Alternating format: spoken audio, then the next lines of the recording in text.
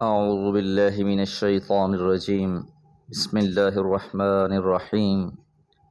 والذين كفروا لهم نار جهنم لا يقضى عليهم فيموتوا ولا يخفف عنهم من عذابها كذلك نجزي كل كفور وهم يصطرخون فيها ربنا أخرجنا نعمل صالحا غير الذي كنا نعمل أولم نعمركم ما يتذكر فيه من تذكر وجاءكم النذير فذوقوا فما للظالمين من نصير إن الله عالم غيب السماوات والأرض إنه عليم بذات الصدور۔ سورہ فاطر آیات 36 سے 38۔ پچھلی آیات میں اہل جنت کا تذکرہ ہوا، دار المقامہ ہمیشگی والے گھر کا تذکرہ ہوا۔ اب اہل نار کا تذکرہ، والذین کفروا، اور جن لوگوں نے انکار کر دیا، کفر کیا، لہم، ان کے لیے، نار جہنم، جہنم کی آگ ہے۔ ایک طرف تو باغات، جنتیں، بہتے چشمے، عالی شان مکان، جو چاہیں خواہش پوری کریں، اس کے مقابل جہنم کی آگ، لا یقضی علیہم، نہ ہی ان پر موت آئے گی، فیموتوا، پس وہ مر جائیں۔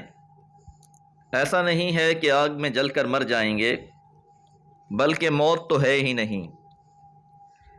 لاکھ تمنا کریں گے کہ موت ہی آ جائے، اس عذاب سے جان چھوٹ جائے، لیکن موت بھی نہیں آئے گی۔ جلد جل جائے گی، نئی پہنا دی جائے گی۔ وَلَا يُخَفَّفُ عَنْهُمْ، اور نہیں ہلکا کیا جائے گا ان سے، من عذابها، اس کے عذاب میں سے، کہ نہ موت آ رہی ہے اور نہ ہی عذاب میں کوئی کمی واقع ہوگی، بلکہ ہر اگلا مرحلہ پہلے سے زیادہ شدید ہوگا۔ ایسا نہیں ہوگا کہ درمیان میں وقفہ مل جائے، کوئی آرام مل جائے، بلکہ تسلسل کے ساتھ عذاب در عذاب۔ کذالک، اسی طرح، نجزی، ہم بدلہ دیں گے، کل کفور، ہر ناشکرے کو، کہ جس نے بھی ناشکری کی ہے، کھایا اللہ کا، گایا کسی اور کا، نعمتیں اللہ کی، شکر کسی اور کا، تخلیق اللہ نے کیا، بندگی کسی اور کی کرتا ہے، اللہ اور اس کے رسول کے حکم کو فراموش کر دیتا ہے، تو ایسے ناشکر شخص کا ٹھکانہ جہنم ہے۔ وَهُمْ يَصْطَرِخُونَ فِيهَا، وہ اس میں فریادیں کریں گے، واویلا کریں گے، ربنا، اے ہمارے رب۔ دنیا میں اگرچہ یہ اللہ کو رب ماننے کے لیے تیار نہ تھے، لیکن جب یہ جہنم کو اپنی آنکھوں سے دیکھ لیں گے، اس کی سختیوں میں مبتلا ہو جائیں گے، اب ان کو عین الیقین حاصل ہو جائے گا، اب التجائیں کر رہے ہوں گے، ربنا، اے ہمارے رب، اخرجنا، ہمیں نکال دے، نعمل، ہم عمل کریں گے، صالحہ، نیک، کہ اللہ اب اس جہنم سے ہمیں نکال دے، اب ہم نیک عمل کریں گے، غیر الذی، اس عمل کے سوا، کننا نعمل، جو ہم کیا کرتے تھے، کہ پہلے جو ہم دنیا میں عمل کرتے رہے، ان اعمال کو ترک کر کے اب نیک عمل کریں گے، اب برگزیدہ بندے بن جائیں گے۔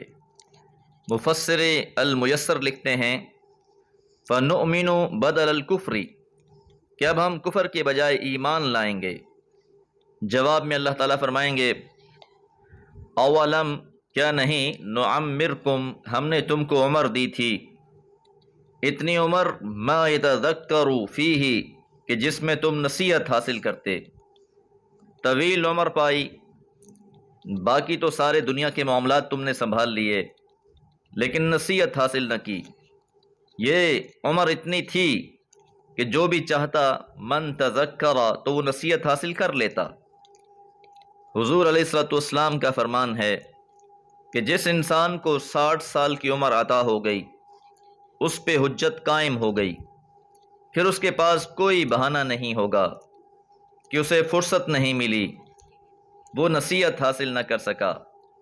البتہ کوئی شخص لڑکپن میں فوت ہو جاتا ہے، نوجوانی میں فوت ہو جاتا ہے، اب اس پر حجت قائم نہیں ہوئی، اب ایسے شخص اور جس شخص کو 60 سال کی عمر مل گئی ہے دونوں کے ساتھ یکساں سلوک نہیں ہوگا۔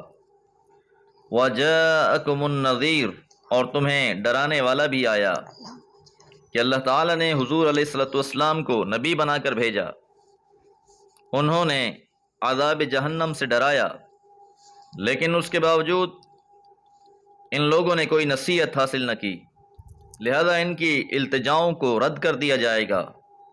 سورہ سجدہ میں فرمایا وَلَوْ تَرَىٰ إِذِ الْمُجْرِمُونَ نَاكِسُو رُءُوسِهِمْ، اور اگر آپ دیکھیں کہ جب مجرم لوگ سر جھکائے ہوئے کھڑے ہوں گے عند ربہم، اپنے رب کے پاس، اور کہہ رہے ہوں گے ربنا، اے ہمارے رب، ابصرنا، ہم نے دیکھ لیا، وسمعنا، ہم نے سن لیا، فرجعنا، پس ہمیں لوٹا دے، نعمل صالحا، ہم نیک عمل کریں گے، انا موقنون، بلا شبہ ہمیں یقین ہو گیا ہے۔ لیکن اس وقت کا یقین کوئی فائدہ نہیں دے گا۔ دنیا میں ایمان بالغیب مطلوب ہے، بن دیکھے اللہ کو ماننے والے ہیں۔ الذین یؤمنون بالغیب، کہ جو لوگ غیب پر ایمان لاتے ہیں، دیکھنے کے بعد تو تمام ناہنجار ایمان لے آئیں گے۔ اب کہا جائے گا فذوقوا، پس چکھو، فما للظالمین، نہیں ہے ظالموں کے لیے، من نصیر، کوئی مددگار، کہ کوئی بھی مدد کرنے والا نہیں ہے، کیونکہ عمومی طور پر دنیا میں انسان کسی کے سہارے ہی نافرمانیاں کرتا ہے، مجرموں کو کسی نہ کسی کی پشت پناہی حاصل ہوتی ہے، چاہے وہ ابلیس کی ہو یا شیطان نما انسانوں کی ہو، آخرت میں کوئی کام آنے والا نہیں ہے۔ ان اللہ، بلا شبہ اللہ تعالی، عالم، جاننے والا ہے، غیب السماوات، غیب آسمانوں کا، والارض، اور زمین کا، کہ بلا شبہ اللہ تعالیٰ تو زمین و آسمان کی ہر بھید کو جانتا ہے، کوئی بات اس سے پوشیدہ نہیں ہے۔ انہو، بلا شبہ وہ اللہ تعالیٰ، علیم، خوب جاننے والا ہے، بذات الصدور، جو کچھ سینوں میں ہے، دل کی باتوں سے بھی آشنا ہے، عمل کرتے ہوئے نیت کیا ہے وہ اس سے بھی واقف ہے۔ دعا ہے اللہ تعالیٰ ہمیں ہر عمل میں اخلاص بخشے۔ وما علیہ الا البلاغ۔